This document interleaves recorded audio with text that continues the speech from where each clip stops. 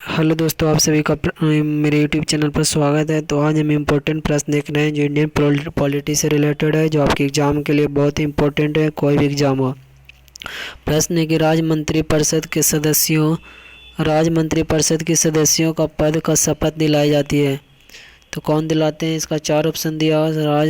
राज्य मंत्रिपरिषद के सदस्यों की शपथ कौन दिलाते हैं? तो ये राज्यपाल दिलाते हैं। कौन दिलाते हैं? राज्यपाल। क्यों स्टेट में राज्यपाल होते हैं, आपको मालूम है। अगला प्रश्न, राज्यपाल का भी वही पावर है जो राष्ट्रपति का पावर है, बस उनको ऊपर राज्यपाल का जो पावर है जो राष्ट्रपति का पावर नहीं है, लेकिन मतलब कि कहने का सेंस है कि राज्य स्तर पर जैसे राज्यपाल होते हैं वही देश स्तर पर राष्ट्रपति होते हैं। पावर में तो बहुत सा अंतर है, बस ये है कि स्टेट में उनके पास है। एक तरह से बोलिए कि जैसे देश स्तर में राष्ट्रपति हुए हैं तो उसी स्तर पर राज्य में हुए हैं राज्यपाल। अगला, केंद्र एवं राज्यों के बीच विवाद का फैसला करने के लिए भारत के सर्वोच्च न्यायालय की शक्ति इसमें अंतर्गत आती है, तो किसके अंतर्गत आती है? तो इसका सही आंसर है ऑप्शन नंबर सी, मूल न्यायाधिकार के अंदर। किसके अंदर? मूल न्यायाधिकार के अंदर। अगला प्रश्न हमारा, लोकसभा के सदस्य होते हैं, तो लोकसभा के सदस्य क्या होते हैं? आपको चार ऑप्शन दिया हुआ।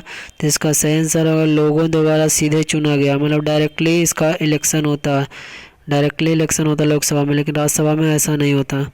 तो इसलिए लोकसभा के सदस्य क्या होते हैं? डायरेक्टली इलेक्टेड होते हैं, इसलिए बोलते हैं लोअर हाउस बोलते हैं, यानी लोगों का सभा। अगला, पार्लियामेंट कैन लेजिस्लेट, मतलब कि संसद राज्य सूची में एक विषय को कानून बना सकती है। चार ऑप्शन दिया आपको, चार ऑप्शन पढ़कर बताना है।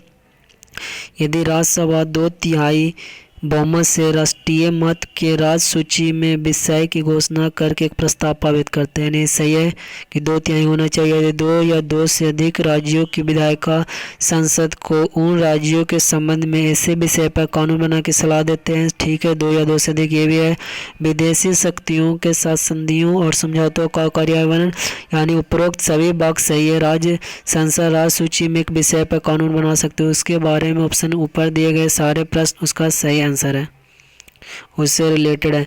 अगला, राज्यपाल के पद की शपथ राज्यपाल द्वारा दिलाई जाती है, किसके द्वारा दिलाई जाती है? तो यह इसका chief justice of high court द्वारा, यानी उच्च न्यायालय के मुख्य न्यायाधीश द्वारा दिया जाती है। उच्च न्यायालय के मुख्य न्यायाधीश द्वारा राज्यपाल की शपथ दिलाई जाती है।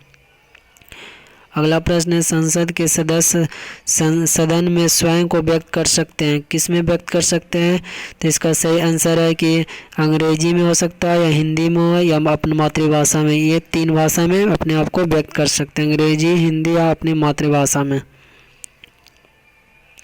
अगले प्रश्न की तरफ चलते हैं। हमारा अगला प्रश्न है, साम्राज्यवाद विरोधी संघर्ष की प्रकृति थी, तो कैसा इसके बारे में बताना है? तो यह थी शुरू में संवैधानिक और बड़े अहिंसा द्वारा। साम्राज्य विरोधी का सही आंसर क्या होगा? Option number B. आपको प्रश्न से रिलेटेड ही आंसर बताना है, कोई का प्रश्न का आंसर कुछ और होता है, लेकिन यहाँ प्रश्न का जो आंसर दिया है उसी से रिलेटेड आपको जवाब देना है। अगला प्रश्न है, भारत के प्रधानमंत्री की स्थिति ब्रिटेन में उनके प्रतिभाग से बेहतर है, क्योंकि आपको 4 ऑप्शन दिया है। इसका सही आंसर उनका कार्यालय के संवैधानिक आधार प्राप्त है, क्योंकि उनके कार्यालय का क्या है? संवैधानिक आधार प्राप्त है, इसलिए भारत के प्रधानमंत्री की स्थिति ब्रिटेन में उनके प्रतिभाग से बेहतर है। इसका सही आंसर होगा ऑप्शन नंबर डी। अगला प्रश्न है, संसद की समितियों के सदस्य होते हैं, तो क्या सदस्य होते हैं?